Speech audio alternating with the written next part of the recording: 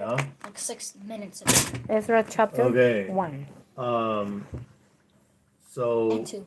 we read to the end of 2 Kings, and then Are we gonna skip all the names in chapter 2? and then we'll go through that later. And then we did Daniel, which the stories themselves take place during the exile, but and in fact, when he was thrown in the lion's den, that would have been right around the time of the proclamation by Cyrus to let all of the people return to their homelands. All the captives that had been captive in Babylon to return to their homelands, which included the Jews. Now, can anyone remember what year that was when Persia conquered Babylon? What year was it? Okay, if you can't remember, try to put it in context. Okay, do you guys remember when the Battle of Carchemish was? 586 BB. 605. And the Babylon destroying Nineveh was 612. So 612, 605, they defeated Assyria and Egypt at the same time in the Battle of Carchemish. What was 586? What was 586? You said 586. The conquer of Jerusalem. Yes, Jerusalem was conquered. By who, the Greeks? 586, no, by the Babylonians. So what year then? 586, Jerusalem was conquered by the Babylonians. What year did the Persians conquer Babylon? Any year. It's in the 500s? Yeah. 580. No. Babylonian Empire lasted longer than that. What? 596. No, you're going backwards. Remember, in BC, you count down. Is it like in the start? 1,364,500. 540. You're close. You're very close. It's 539. That's an important date to remember. 539. Do we have? Oh, we don't have that up there. 539 is the date of Cyrus coming and destroying Babylon. So this happens at that time. Okay, so let's start reading it. Chapter 1 is really short, so we'll probably do 2 as well. Like me? Huh? What? Okay, are you with me? Chapter 1, Ezra? Are we only reading chapter 1? We'll do 2 as well, but 2 is very long. 2 will kind of skim Very over because I'm long. not going to read all the names. And it's like 60. Oh wait, actually, it's not as long. It's just that like the verses are all just squashed together. Yeah, That's like- why there's Yes. so many. Like one verse is A. Like Yes. one verse is one letter. Okay, so we'll start with chapter 1. Ready? Oh, these are all names. Ready? Yeah. The next one's all just names. Yeah, we'll be fine. We'll survive. Alright, let's read. Okay, in the first year of Cyrus, king of Persia, who? Sorry. Cyrus. King of Persia. That the word of the Lord by the mouth of Jeremiah might be fulfilled. What word was that Jeremiah spoke? It was a word. The Lord stirred up the spirit of Cyrus, king of Persia, so that he made a proclamation throughout all his kingdom, and also put it in writing. Thus says Cyrus, king of Persia, the Lord, the God of heaven, has given me all the kingdoms of the earth, and he has charged me to build him a house at Jerusalem, which is in Judah. Whoever is among you of all his people, may his God be with him, and let him go up to Jerusalem, which is in Judah, and rebuild the house of the Lord, the God of Israel. He is the God who is in Jerusalem. Now, Cyrus probably believed that he was only in Jerusalem.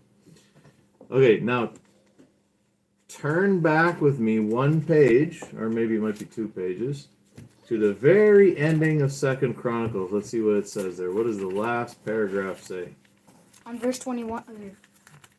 What? The last paragraph of 2 Chronicles. Let's see what it says. Wait. On Second Chronicles chapter Yes, the 36, very- verse 23. Yes, the very last paragraph. What does it say? Now, in the first year of Cyrus, king of Persia, that the word of the Lord might, the word of the Lord by the mouth of Jeremiah might be fulfilled, the Lord stirred up the spirit of Cyrus, king of Persia, so that he made a proclamation throughout all his kingdom, and also put it in writing. Thus says Cyrus, king of Persia, the Lord, the God of heaven, has given me all the kingdoms of the earth, and he has charged me to build him a house at Jerusalem, which is in Judah.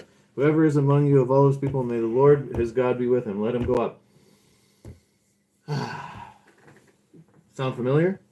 No. Yes. Kind of. Where do you see that? When Jesus goes up to heaven. No, I'm saying, where else is this paragraph? We just read it. It's the first paragraph of Ezra. Oh, wait, what? It's exactly the same. Well, Ezra adds a few more details, but it's basically exactly the same thing. You see that? Now, why would the same paragraph be at the end of Second Chronicles and at the beginning of Ezra? To Remember, give a recap. okay, remember the Chronicles was written probably by priests. Probably this is the evidence that we need that First and Second Chronicles were actually written by Ezra himself. Some scholars say that the Chronicles and Ezra and Nehemiah were all one book originally. Yeah? They think that it was perhaps all one book originally. Remember, First and Second Chronicles goes through the same time period as the Kings. Remember, we didn't read the Chronicles because many of the stories were similar to the Kings. So I wanted us to understand the stories and then move on. Because if we did the Chronicles, there'd be a lot of repetition. But now, why would the same thing be at the end of the Chronicles and the beginning of Ezra? The very same paragraph.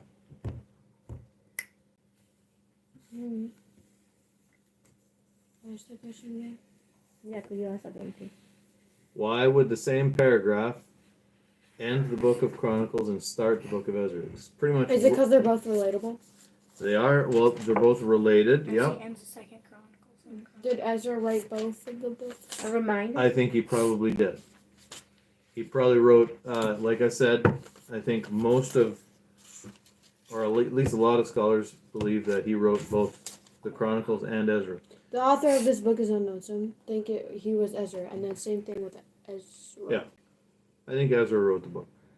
Yeah, why does it say who wrote this book? The author, Ezra, who wrote this book, the author of this book is unknown. It's pretty obvious because it's called Ezra. Well, yeah, they don't want to, I don't know. They don't want to cause any problems with the liberal scholars, I guess. I don't know. The disagreeers. But, What are they, monks now? But yeah, it was Ezra. Okay, so Ezra is ending the Chronicles with that statement because it's like in the Chronicles it's a summary statement. In the book of Ezra, it's a beginning statement. It introduces the book. Okay, so Ezra was probably just a sequel to the Chronicles. Does that make sense?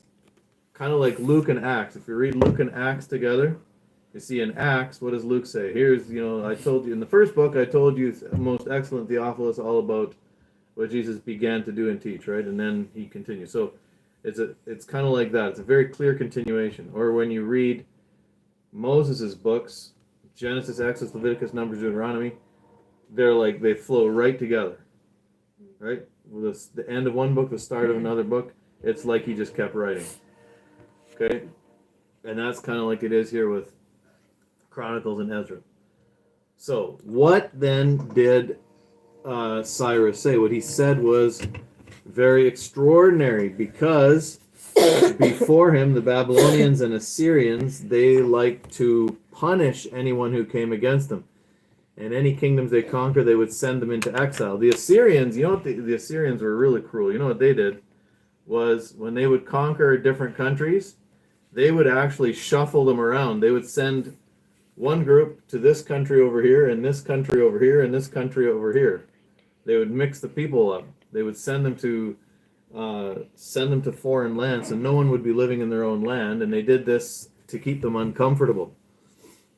and kind of to to punish them. And the Babylonians, of course, took them into exile, and anyone who would come against them, they would conquer them. But the Persians, especially Cyrus, he had a different strategy. And Cyrus's strategy was, he was really smart because they all believed, all of these kingdoms believed that the gods were territorial. You guys hearing me? Mm-hmm. The gods were territorial. So you had different gods who were over each land. They were like, they had their piece of geography, and that's all that they owned. That's all that they had control of. And so what the Persians believed, now of course we know that that's not how God is. God is over the whole earth. But that's how the ancient people thought. And so the Persians, they had this brilliant idea. Cyrus had this brilliant idea. Instead of conquering all the other nations and their gods, I'm going to treat them nicely. And so a lot of people think that, Cyrus was a great man or whatever. Maybe he even accepted Israel's God. But the thing is, he did this to everybody. He did this to all the different people groups. So his plan was to get favor from all of the gods. And he thought if he gets favor from all of the gods, then they will welcome him into their land. Does that make sense? Yeah. Okay. And so that's what he did. So he had a different strategy than everybody else. But this meant the freedom of the Israelites. So he said, whoever is among you of all his people, may his God be with him, and let him go up to Jerusalem, which is in Judah, and rebuild the house of the Lord, the God of Israel. Wait, where are we? This is verse 3. He is the God who is in Jerusalem. Okay? And then you guys have heard of the Cyrus cylinder. I showed you this picture before, but that's in London right now, which someday I'd like to see it. But that is when Cyrus made a proclamation that all of the captive nations could go back and rebuild their temples. And so then it's just assumed that Israel was one of those.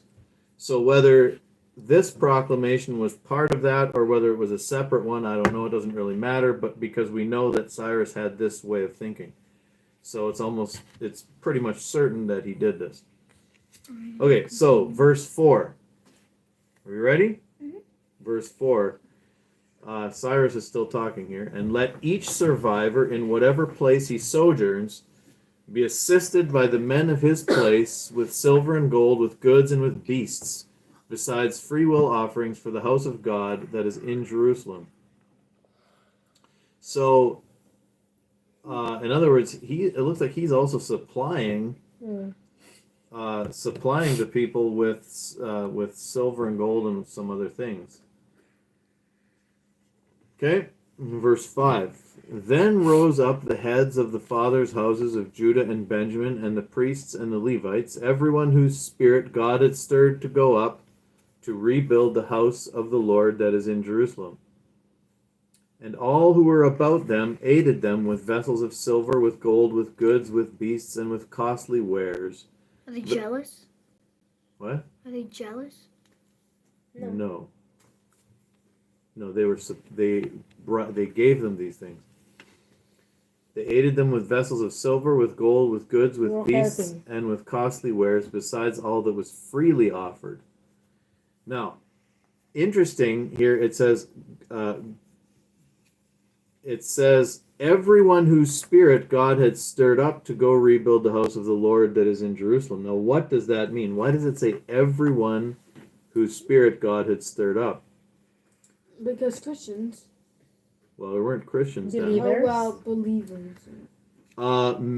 The vast majority of the people of the exiles in Babylon did not want to go back. Yeah, a lot of people stayed there. Because they had been living there now for about 50 years. Even though Jeremiah had spoken the prophecy, right? We know that Jeremiah's prophecy said that they would be not slaves, that they would be captives for 70 years. In Jeremiah 25, let's just quickly read that once again here. Jeremiah 25. Wrong part of the Bible. What does it say in Jeremiah 25? Clay, do you remember?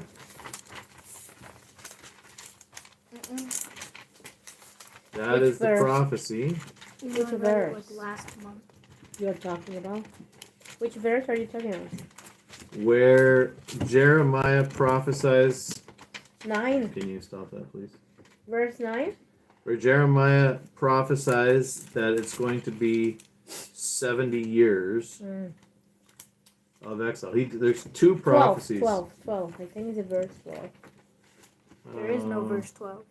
Yeah, 25:12. Oh, whoa. Jeremiah. Yeah, Chapter. then after 70 years are completed, I will punish the king of Babylon and that nation, through Cyrus, the land of the Chaldeans for their iniquity, and I will bring upon that land all the words, blah, blah, blah, and then, and I will recompense them for their deeds. And then in chapter 29 as well, 29 is perhaps more famous because some famous verses there. It says, when 70 years are completed for Babylon, I will visit you and I will fulfill to you my promise and bring you back to this place. Okay, so Jeremiah prophesied it. Also, in Isaiah 45, Abishai? In Isaiah 45, look what it says. Well, end of chapter 44 and then into chapter 45. Speaking of God here, it says, who says of Cyrus, he is my shepherd, and he shall fulfill all my purpose. Saying of Jerusalem, she shall be built, and of the temple, your foundation shall be laid. Beginning of 45 says, thus says the Lord to his anointed, to Cyrus, whose right hand I have grasped, to subdue nations before him, and to loose the belts of kings. And then the whole prophecy in chapter 45 is, or at least a lot of it, is about Cyrus,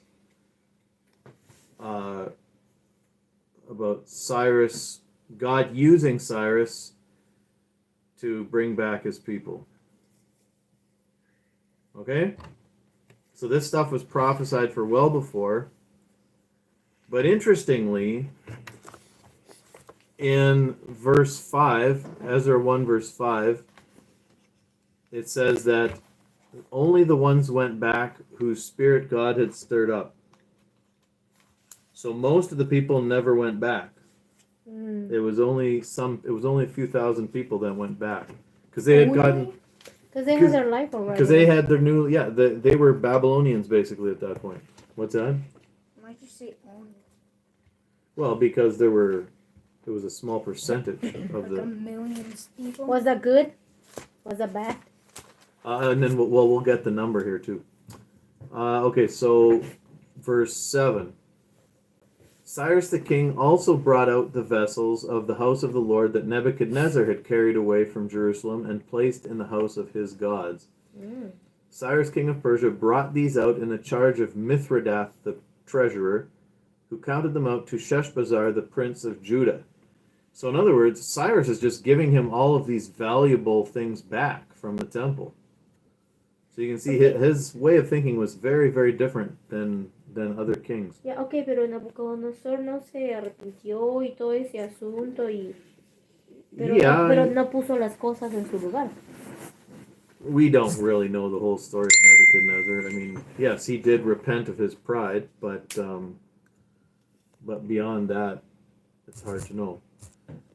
So he counted them out to Sheshbazzar,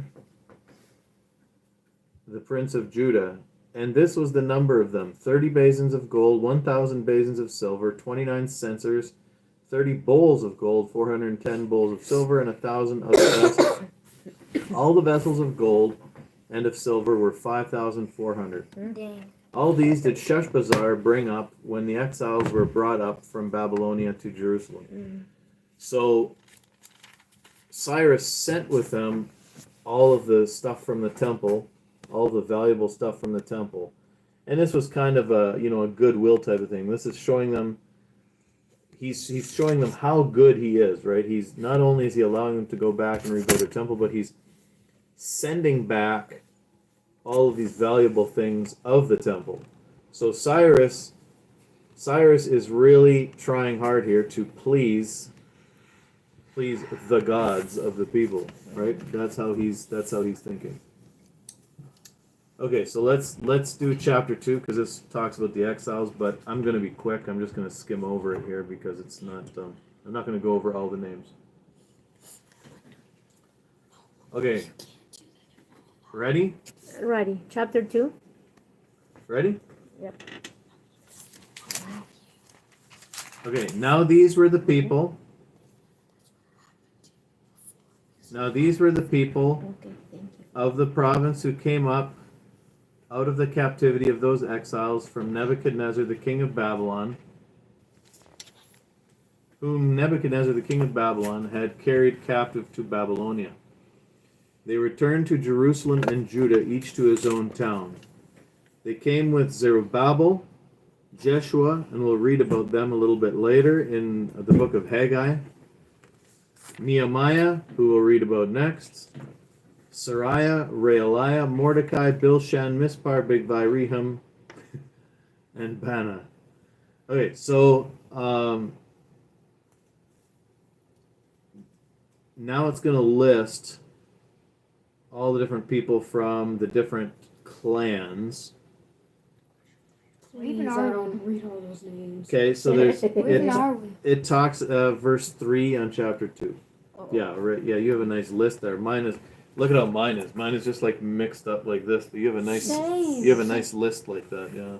I don't have a list. That's the way it should be. That's the way it should be. So that it's a nice, clean. Why? Oh, you don't have a list? What do you mean, Chloe? No, everyone has a list. It's just that they have a. Oh, it's not organized. Yeah, it's organized. Look. Yeah, well, that's how mine. You is. want to read?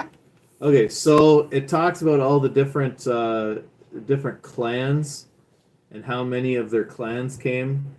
And then it also mentions some cities, like it says, like in verse 21, it's talks about the sons of Bethlehem, Netopha, Anathoth. Anathoth was the hometown. I've heard of Netophah. Anathoth was the hometown of Jeremiah. So why are we reading anymore? And then Bethel and Ai, Oh, Bethel. right? So there's some are listed as towns, the sons of Jericho in verse 34. Some are listed as clans. I don't know what kind of organization this is here, but to Ezra, who wrote it, it was probably very organized. Then in verse 36, skip down to verse 36. It says the priests. So there were also priests that came back, the son of Jediah of the house of Jeshua, right? So Wait, are these like in order, like their generations kind of? Or is it? I don't know what order it is because it says, back in verse 2, it says the number of the men of the people of Israel. So it's just different groups of people. Like I said, some are named after people and some are named after towns. And then in verse 36, you have the list of priests. And then in verse 40, you have the list of Levites. And this included all the different types of Levites. So in verse 41, they talk about the singers, the sons of Asaph. If you remember the sons of Asaph, if you read the Psalms, many of the songs are written by the sons of Asaph. So these are guys who probably wrote some of the Psalms. The gatekeepers, and then there's certain people listed. Oh, they're Solomon's servants. The sons of Solomon's servants. So they're in groupings.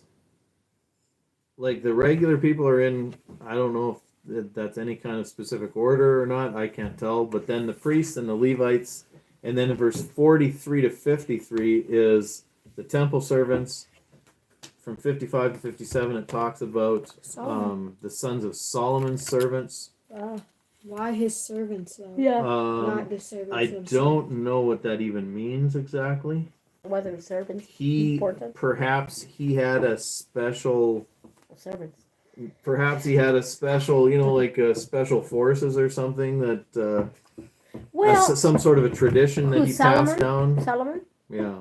Well, with Daniel, the kings have his special. Well, Daniel wasn't his servant. What else? I will say that some of the names of Solomon's servants do not sound like Hebrew names.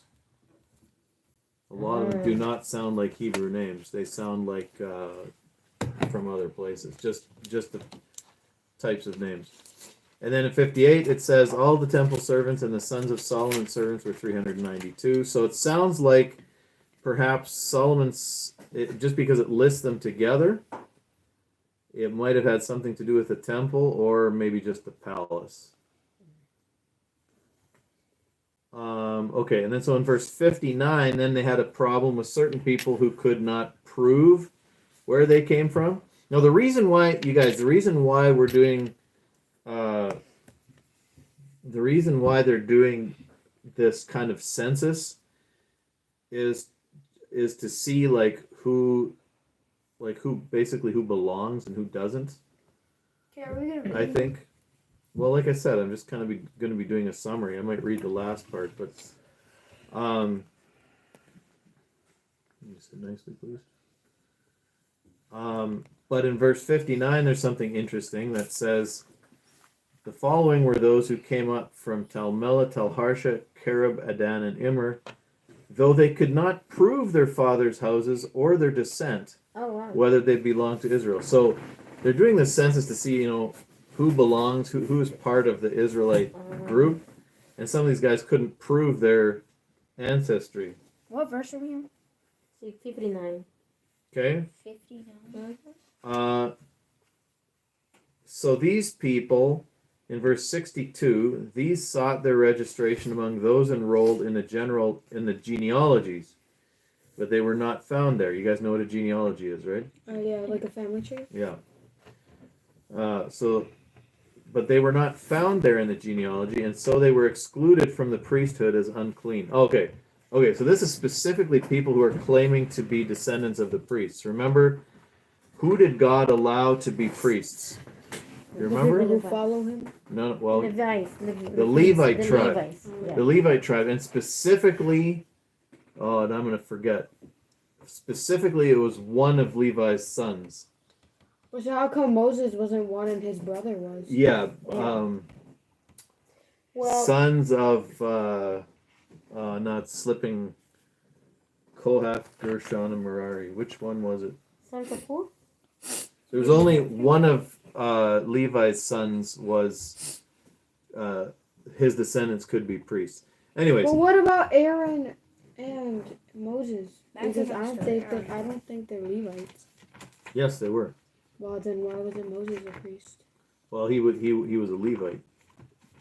What? Gerson? That's so confusing. You just said God Merari? only allows Levites to be priests, but then you said that Moses can't be one because No. he's a Levite. Well, they're not, because they're not the same thing. Okay, so yeah, I don't remember the exact details, but the Levites. You just want to go. But then there were Chloe. But then there were only Levi had 3 sons, and the priest could only come from one of the sons. The other from the other 2 sons, and and they could only be direct descendants. I forget how it worked, but anyways, so this is why they had to do this genealogy as well, because Ezra wanted to keep his people clean. He wanted to keep it in line with how it used to be. So yes, there's Pure. yes, Okay. 50 years have gone by since Jerusalem was conquered, but he still wanted to keep the same purity and the same rules. So he had to find out who actually did descend from the Levites. But because some of these guys he couldn't find out where they were from, they were excluded from the priesthood as unclean. So he wanted to do things right, just as God had originally commanded. And were these guys eligible to be priests? Were they? We don't know. Maybe some of them were trying to do something they shouldn't be doing. We don't know. Okay, so verse 63, it says, the governor told them that they were not to partake of the most holy food until there should be a priest to consult. Governors existed back then. Yeah. Now I have to read the whole verse again. The governor told them that they were not to partake of the most holy food until there should be a priest to consult Urim and Thummim. Do you guys remember what Urim and Thummim were? No. They were those things that they tied around their shoulder, whatever. They were like kind of like dice, where I forget how but they dropped them or threw. I can't remember what they did with them.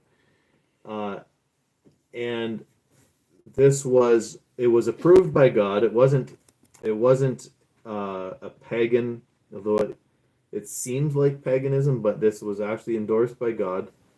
And however they would end up, that would be God's will. Because God actually controlled these, kind of like, let's call them dice. God controlled these dice that they would land a certain way so that his priest would be done. That's how they would know God's will. So what's up? So if you're saying you rate 6 things on dice, like I get pancakes for lunch, I get pizza, popcorn, just a bunch of stuff, and then you roll it, and then God magically makes it.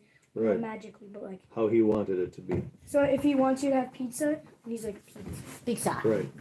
So that's how the Urim, but the Urim and the Urim and the Thummim though were only for really important decisions that the priest would make, not for what you're going to eat today.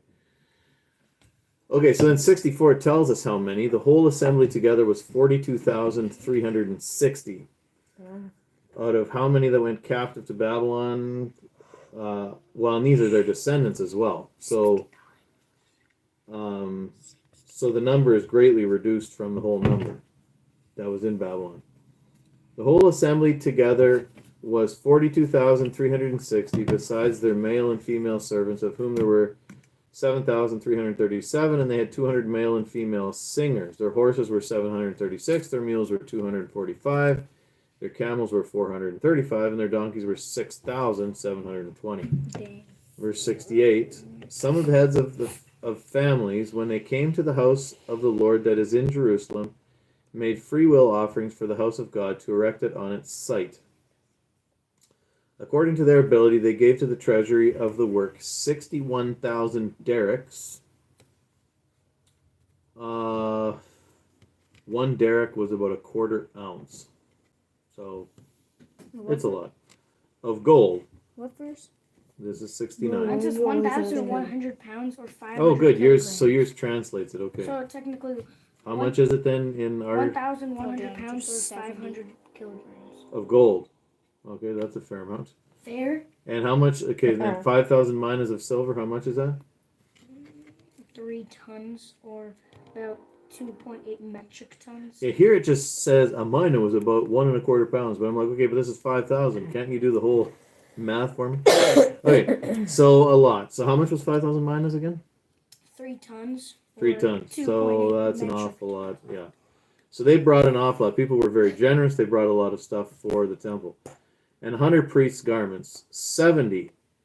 Now the priests, the Levites, some of the people, the singers, the gatekeepers, and the temple servants lived in their towns, and all the rest of Israel in their towns. So they resettled. They went back to their towns. Now you can imagine Judah had been destroyed by the Babylonians. Okay, and I think if I remember correctly, the prophecies even said that like their towns, the jackals would be living in them, the wolves and hyenas and jackals. They just live there. In those times, yeah, a lot of those African animals lived further north back then. Because they had lions. Well, probably too many people now. I don't know. There's different things. Different things happen. Probably too many people, or they killed them all.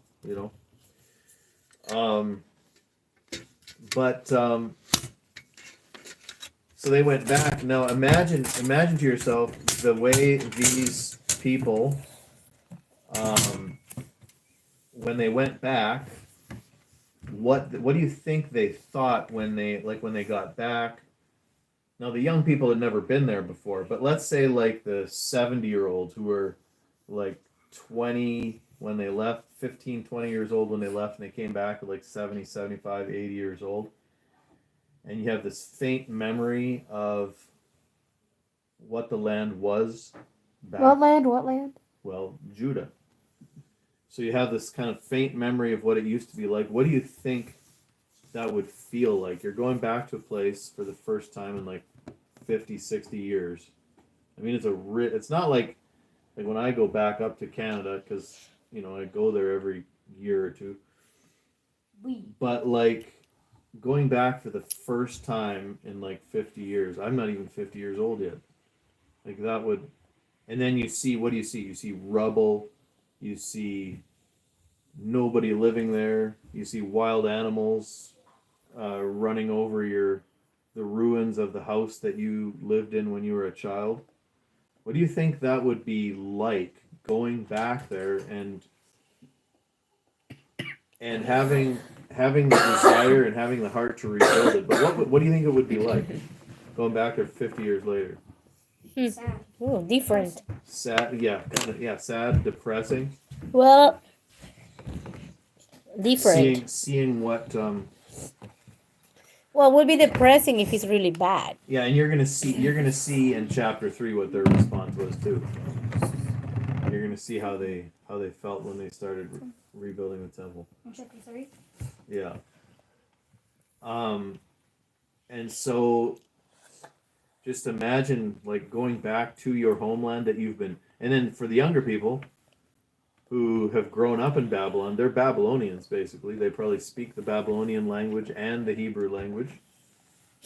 Do you think they mix it, the Israelites with Yeah, Babylon? yeah. I'm guessing Hebrew probably changed because that's how language works. When you move to a different country, your accent changes, your the words change. No, but I'm talking about that they married. Do you think they married? Yes. they- Oh well, we get to that later in Ezra. Yes, many of them had intermarried. That's what I So thought. we'll talk. That's right at the end of Ezra. But yeah, so when people move around, you know, their accent changes, and when different people mix together, then their language changes. You know, one of my favorite examples is in Argentina, where thousands and thousands of Italians immigrated there in the early 1900s. And there were so many of them that they influenced the accent of the Argentinians. And now when you hear Argentinians talk, they sound like Italian. they sound like they're Italians, but they're speaking Spanish. You So are they right. actually influenced the accent of the whole country. But yeah, so they probably got a lot of words from the Babylonian languages and vice versa. Just like when they were in Egypt, I'm sure that changed their language then too. So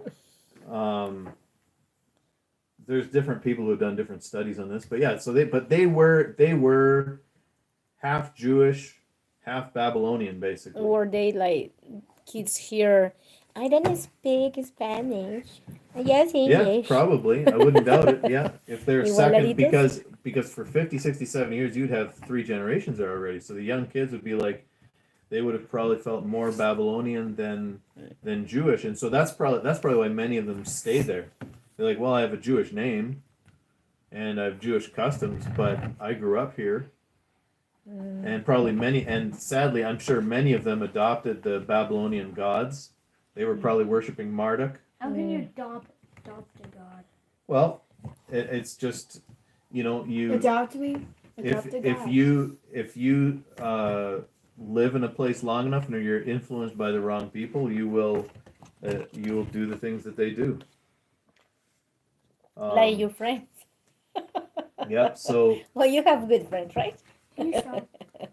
so that is You have good friends. that was probably part of their reality. So only a few of them wanted to go back, and that's probably why. A lot of them felt more Babylonian than Israelite, and so they just wanted to stay there. So it was only a very small remnant that went back. And my guess is, you guys, the remnant that went back was probably more of the faithful ones to God. That's my guess. And those ones that Because God kind of had this pattern of separating the remnant, a faithful group of people. But for those one who didn't want to go back, that would say that next generations or new generations, it probably because those times wasn't that bad compared to the other kingdoms before. What do you mean it wasn't as The bad? like let's say the new generation who didn't want to go back to Jerusalem, Israel, they didn't want to go back. I am assuming, I'm thinking because the kingdom there where they were wasn't too bad compared to their great grandparents. Because if this place is nice, why I want to go back to a place Right. where it's not nice? You know what Yeah, I and mean? I don't know how I don't know. much I'm just I don't came know to how a much they would have been persecuted, right. but again, now of course they're not under the Babylonians anymore either. Now they're That's under the true. Persians, and the Persians were very tolerant. So It's true. that would be yet another reason for them not to want to return back home, because they probably had their jobs there, they had their lives, and now not only that, but they have a king who is very tolerant to their religion. I don't know. It just came to my mind that the people who returned were the older people or people like us with their little kids that they can take their little kids. Yeah, it But doesn't. young people probably no. I want to say Unfortunately, it doesn't say the no. ages of the people who went back. I You know, it'd be know. interesting to know how many were old, how Right. many were young. But definitely we know that there was both young and old, because in in chapter 3, you'll see at the end of chapter 3, it talks about how some of the old people came back. So who had been there when Jerusalem was conquered. So that's where we're at. This is the beginning of Cyrus's time. So this is basically right the time that Daniel kind of leaves off, because Daniel, the last thing we have in his book is from like the first or third year of Cyrus, which is exactly the first year of Cyrus is when this proclamation was made. So Daniel in the lion's den would have happened, I believe. Well, it doesn't say. Chapter 6 of Daniel. It doesn't say exactly when this happened, but it would have been probably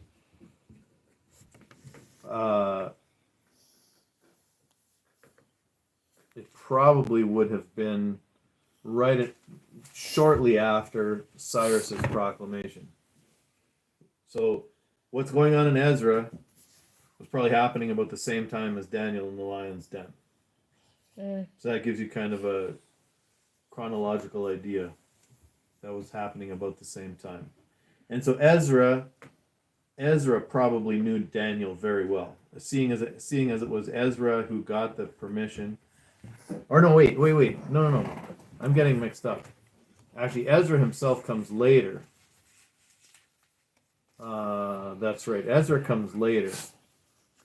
I forgot about that. Ezra is tricky because this group that is being talked about here, I believe, comes before Ezra. Although there's a lot of debate, they're not really sure when Ezra came, when Nehemiah came. It's because there were a few different groups, but yeah.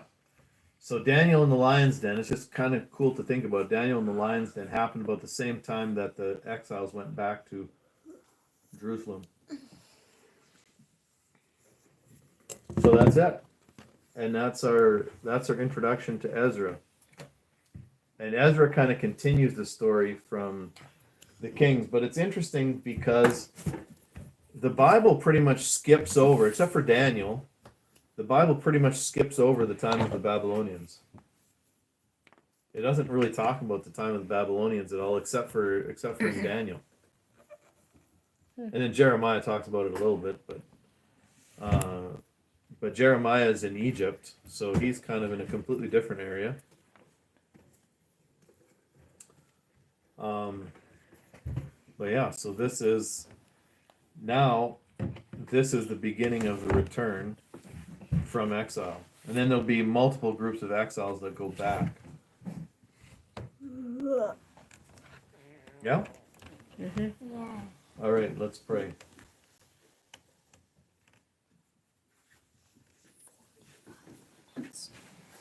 Ready? All right, Lord Jesus, we thank you for your word. We thank you for just this amazing story of how you preserve for yourself a